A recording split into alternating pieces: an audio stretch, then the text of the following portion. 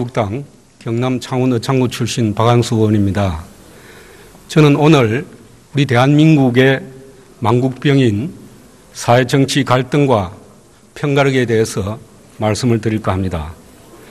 최근 우리 사회를 보면서 많은 뜻있는 분들이 정말 대한민국의 미래 희망이 있는가 하는 의구심을 가지고 있습니다. 정치 지도자들이 막말로 철천지 원수처럼 죽기 살기식으로 싸우고 사회 갈등을 치유해야 할 정치가 오히려 사회를 온통 싸움판으로 만들어가고 있기 때문입니다. 어느 사회든지 갈등이 없을 수는 없습니다. 그러나 우리처럼 국민은 안중에도 없고 전 현직 대통령을 비롯해서 여야 정치 지도자들이 편을 갈라서 골목 싸움하듯이 원수처럼 싸우는 나라, 이 세상에 저는 없다고 생각합니다. 총리께 묻겠습니다.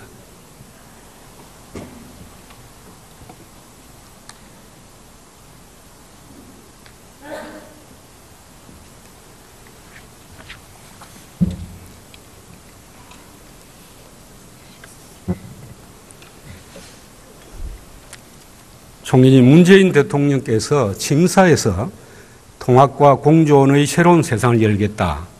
그리고 야당은 국정 운영의 동반자고 대화를 정례화하고 수시로 만나겠다. 이렇게 말씀하셨습니다. 네. 총리님, 지금 그렇게 되고 있는 겁니까? 예, 그 말씀만큼은 되고 있지 않은 걸 아쉽게 생각합니다. 동시에 이렇게 야당 대표들을 만나자고 하면 좀 만나주셨으면 좋겠습니다만은 번번이 거절당해서 저희들도 아쉽게 생각합니다. 아니, 야당이 거절한다고 해서 정부와 5천만 국민의 살림을 맡고 있는 정부 여당이 지속적으로 야당에게 대화를 요청해야지, 그리고 진지하게 정말 대화를 하려는 그런 자세로 요청하는 게 아니지 않습니까? 형식적으로 그냥 한 것 아닙니까? 형식적인 것은 아닐 테고요. 예를 들어서 정무수석을 통해서 제안을 드리곤 하는데요. 어느 정부도 그런 방식으로 제의를 했었던 것 아닌가 싶습니다. 지난 1월 23일 네. 대통령과 여당 원내 지도부가 청와대에서 오찬자리를 했는데 거기서 자유한국당의 문을 닫게 하겠다, 만들겠다는 이야기가 나온 걸로 알고 있습니다. 총리님 그 자리에 계셨습니까? 저는 없었습니다만 설마 그런 식의 거친 얘기를 하겠습니까? 제1당의 문을 만드는 것이 정부 여당의 뜻이고 총리님도 거기에 대해서 동의를 하십니까? 그럴 리가 없을 거라 생각합니다. 그렇게 거칠게 말하는 사람은 없을 거라 언론이 거짓말을 보도한 것입니까? 보도가 다 정확하지는 않다는 걸 제가 체험으로 압니다. 뿐만 아니라 문재인 정부가 출범한 후에 전 정부에 대한 무차별적인 정치 보복, 그리고 정부 여당 지도자들의 막말 경쟁, 언론을 비롯한 전 분야에 우리 편 채우기, 모든 잘못은 전 정부 보수 정치인 탓으로만 돌리고 있는 것이 이 정부의 행태입니다. 저는 이것은 우리 사회에 또 다른 적폐, 새 적폐를 만드는 것이라고 저는 생각합니다. 총리님, 이것이 지금 현재 우리 이 사회가, 이 정치가 대통령이 말씀했던 통합과 공존의 나라고 야당을 국정 운영의 동반자로 생각하는 결과입니까? 예, 우선은 정치 보복은 없습니다. 네, 없고요. 정치 보복이 없다고요? 네. 국민들이 그렇게 생각할까요? 한번 여론조사를 한번. 총리님은 왜 정부 여당을 지지하는 국민들의 목소리만 듣고 정부 여당을 지지하지 않는 국민들의 목소리를 듣지 않습니까? 여론조사. 민주당 지지자의 총리입니까? 5천만 국민의 총리입니까? 잠깐만요. 여론조사를 봐도 정치 보복이다라고 하는 분이 소수고요. 올바른 방향이다 하는 분이 더 많은 것으로 나타나고 있지 않습니까? 약 70% 정도가 그렇게 보고 있고요. 막말은 저도 장담은 못합니다만은 제발 좀 자제해 주셨으면 좋겠습니다. 여야를 막론하고요. 문재인 정부 출범 이후에 대통령이나 총리께서 야당 지도부, 특히 자유한국당 지도부와 진지하게 허심탄회하게 대화 한번 한 적이 있습니까? 네, 저는 많지는 않지만 총리 공간에서 막걸리도 마시곤 합니다. 어떤 대화를 나누었습니까? 뭐 여러 가지 얘기를 하고요. 언제 몇 번 하셨습니까? 최소한 3번은 기억이 납니다. 몇 번은 거절당했고요. 지난주에는 총리 인사청문위원회에서 저를 호되게 야단치셨던 의원님들 모시고 막걸리 몇 잔 나누면서 그 시절 얘기도 했었습니다. 117명의 국회의원이 소속된 자유한국당을 원수처럼 청산 대상으로 보면서 어떻게 협치를 이야기하고 또 어떻게 국정을 이끌겠다는 것인지 언제까지 이렇게 갈 겁니까? 의원님들을 청산 대상으로 보고 있는 사람이 누구일까요? 그렇지 않습니다. 북한 지도자나 외국 지도자들은 찾아가면서 온갖 노력을 기울이면서 왜 가까이 있는 자유한국당 지도자들 만나서 허심탄회하게 이야기 못합니까? 네, 거듭 말씀이 반복되는데요. 만나자고 제안을 드리면 응해 주십시오. 가장 핍박받았던 우리 김대중 대통령께서는 국민 통합을 위해서 노력 많이 하셨습니다. 취임사에서 절대 정치 보복하지 않겠다고 했고 또 실제로 전두환 노태우 대통령 사면을 직접 건의를 했습니다. 넬슨 만델라 대통령 27년 감옥에 있었지만은 그걸 모두 용서하고 나라를 통합으로 이끌었습니다. 알고 계시죠? 네. 과거 때려잡기식 이 인적 청산, 이게 적폐청산이 저는 아닙니다. 총리님 아시다시피 적폐청산이라는 것은 정말 제도를 개혁하고 사회를 개혁하는 것이고 그것은 정부 여당만 가지고 되는 건 아니죠. 여야 협치를 통해서 가능한 겁니다. 그렇죠? 네, 정부 각 부처에서 하는 적폐청산은 지금 의원님 말씀하신 그 제도와 관행이나 정책의 개선 이것에 몰두하고 있고요. 검찰만은 여러 가지 불법적인 일을 조사하고 있는데요. 기획해서 조사하고 있는 것은 없는 것으로 알고 있습니다. 아시다시피 언론의 취재라든가 관계자들의 새로운 지원이 총리님의 그 말씀을 우리 국민 중에 몇 %가 신뢰를 하겠습니까? 한번 여론조사를 해봤으면 좋겠습니다. 그리고 검찰을 정부가 어떻게 할 것이다라고 생각하는 것 자체가 저로서는 좀 납득이 안 됩니다. 그런 일 지금 없습니다. 대통령과 정부는 이제 국가와 나라를 위해서 정말 기본적으로 인식을 바꿔야 된다고 저는 생각합니다. 이제 자유한국당을 국정 파트너로 인정해야 된다고 생각합니다. 네, 당연히 그렇게 해야 되고요. 그 다음에 제발 좀 과거 비리가 더 안 나왔으면 좋겠습니다. 그리고 총리님, 그러면은 그렇게 생각하신다고 하면은 올 여야 지도자 모인 자리에서 진정한 협치 약속하고 평창 올림픽 끝나고 나면은 대통령께 네. 자유한국당 지도자들 허심탄회하게 만나서 대화하고 앞으로 정리하도록 건의하실 용의가 네, 있습니다. 건의드리겠습니다. 마지막으로 한 가지만 더 질문하겠습니다. 권성동 의원께서 개헌에 대해서 네. 대통령께서 4년 중임제 권력 구조에 대한 제안을 했기 때문에 민주당이 의원들이 굉장히 활성화되지 못하고 있다. 권력 구조에 대해서. 그런데 총리께서 그 부분에 대하여 여야가 합의하면 따르겠다고 하셨는데 그거 다시 확인해도 됩니까? 네, 국회에서 합의해 주시면 언제든지 따를 용의가 있습니다. 그렇게 해야 여야가 개헌에 대한 활발한 논의가 가능한 거죠. 진작부터 그렇게 했습니다. 네. 들어가셔도 좋습니다. 네.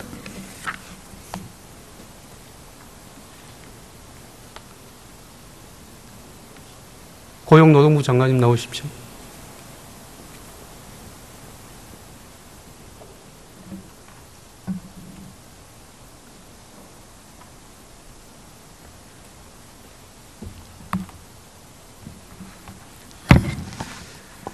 장관님, 저는 정부의 소득주도 성장 정책이 이미 실패했다고 생각합니다. 그 대표적인 사례가 일자리 정책 그리고 최저임금 정책이라고 생각합니다. 일자리를 국정 최대 과제로 내세우고 출발한 정부의 지난해 일자리 성적은 역대 최악입니다. 알고 계시죠? 더구나 더 큰 문제는 이런 사항이 앞으로 더 지속될 것이고 더 악화될 것이라는 겁니다. 장관님, 그 원인이 뭐라고 생각합니까?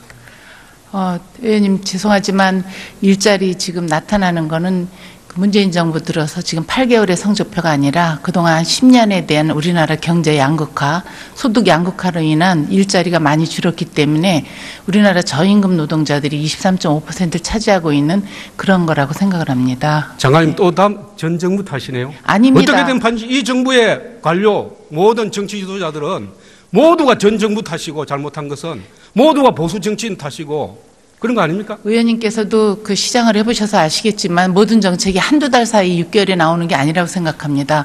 그동안 10년 동안 우리 경제 상황이 악화됐기 때문에 일자리가 많이 줄었다는 말씀을 제가 드린 이유를 것입니다. 말씀드리겠습니다. 그 이유는 명약관화합니다.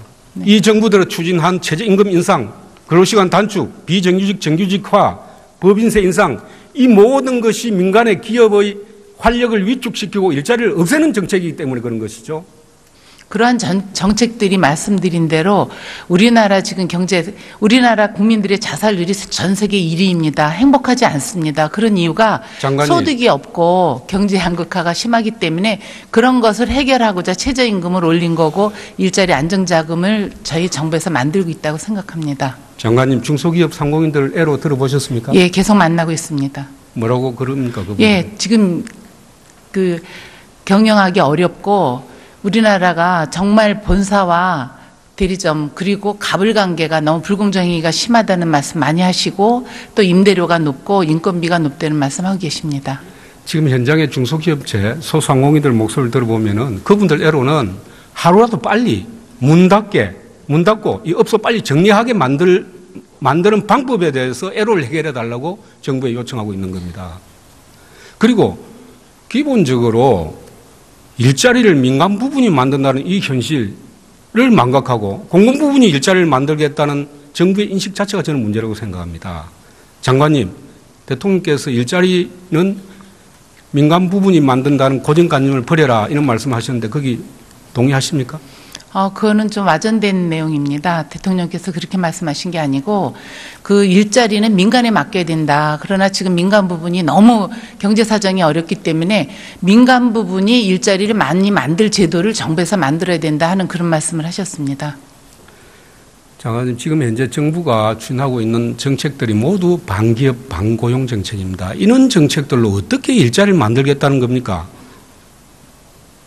정부가 정말 제대로 일자리를 만들겠다고 각오를 하면은 일자리 정부라고 하면은 오히려 규제를 완화하고 노동 개혁을 통해서 기업과 민간 부분의 투자 환경을 개선해 주는 것이 가장 중요한 부분입니다. 가장 ABC 기본인데 정부 정책은 거꾸로 가는 거 아닙니까? 그런데 어떻게 일자리 정부가 거꾸로 가는 정부가 안 되겠습니까?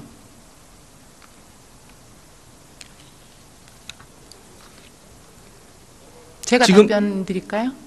예, 혼자 말씀하시죠. 말씀하신 예, 지금 의원님께서 말씀하신 대로 일자리 정책 굉장히 어려운 문제입니다. 그동안 우리나라 그 일자리 정책 그동안 대기업 중심으로 우리 나라가 그렇게 해왔기 때문에 지금 이거를 바꾸기 하루아침에 되지 않는 거 정부도 잘 알고 있습니다. 그리고 최저임금 부분인데요. 지금 우리 대한민국의 모든 상공업 현장, 농업, 서비스 기관까지 현장에 모두 최저임금 대란이 일어나고 있습니다. 뭐 장관님 알고 계시겠습니다만은 이런 최저임금 문제가 지금 기업인뿐만 아니라 상공인, 심지어 농업인, 요양기관까지도 서비스 기관까지도 모든 경제 주체들의 경영 의지를 모두 꺾어놓고 있습니다. 그런데 일자리가 생기지겠습니까? 그리고 정부가 내놓은 지원 대책이라고 하는 일자리 안정자금 무용지물입니다. 그 원인을 장관님 알고 계십니까? 저는 그 의원님 말씀하시는 거에 좀 생각이 좀 다르다고 생각합니다. 말씀하십시오. 예, 앞서 제가 말씀드린 대로 지금 우리나라의 저임금 근로자가 23.5%라면 아니, 임금 그걸 노동자가 말씀드린 게 잠깐만 말씀드리겠습니다. 4명 중에 1명이 저임금 노동자입니다. 그대로 놔둬서 대한민국이 행복하지 않고 임금 왜곡이 될수록 우리 대한민국이 경제가 지금 내수가 전혀 살아나질 않고 있습니다.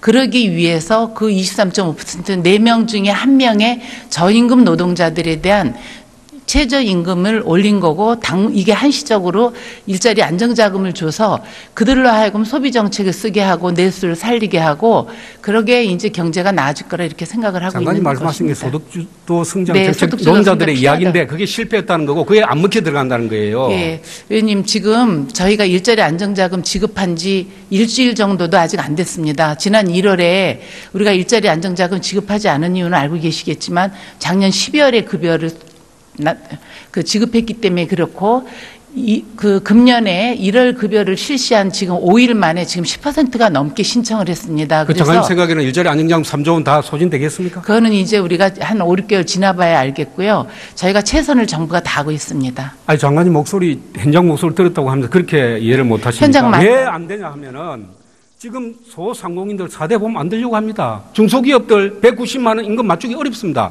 안타갑니다, 이거. 그런데 장관들 총동원해가지고 이 일자리 안정자금 세일자로 다닌다고 이거 나가겠습니까?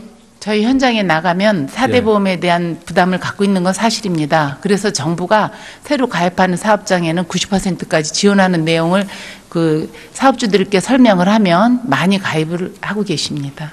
그럼 장관님 마지막으로 여쭤보겠습니다. 지금 그 단일 최저임금 제도, 지역별 직종별 차별화하는 문제라든지 최저임금 산입 범위 조정해야 된다는 현장의 목소리 알고 계시죠? 예, 들었습니다. 여기에 대해서 앞으로 정부에서 지금 어떻게 최저임금 심의위원회에서 그 문제를 포함해서 지금 논의를 하고 있습니다. 거기서 노사공이 합의를 해서 넘어오면 정부에서 그 안을 적극적으로 검토하도록 하겠습니다. 저는 생각할 때 이제 기본적으로 일자리 정책도 그렇고 최저임금 정책에 대해서 정부가 기본적으로 전환해야 된다 생각합니다. 이대로 계속 진행된다고 하면은 대한민국 산업 전반, 이 제조뿐만 아니라 상공업, 그리고 심지어 서비스업, 농업까지도 최저임금을 올리더라도 단계별을 올려야 되고 최저임금 올리는 것만 가지고 안 되고 기업의 투자 환경을 개선하는 정책을 같이 병행해 줘야 일자리가 생길 거 아닙니까? 예, 의원님 말씀에 동의하고요. 예. 2007년도에는 일자리 안정자금에 대한 최저임금이 지금보다 더 높고 정부가 지원하지 않았어도 한 6개월 정도 되니까 시장에서 안정을 했듯이 정부가 최선의 노력을 다하겠습니다. 그래서 장관님께서 최저임금 진행에 대해서 현장의 목소리를 정확하게 들어보시고 대안을 정부 정책으로 만들어 주시기 바랍니다. 예, 그렇게 하도록 하겠습니다. 예, 수고하셨습니다.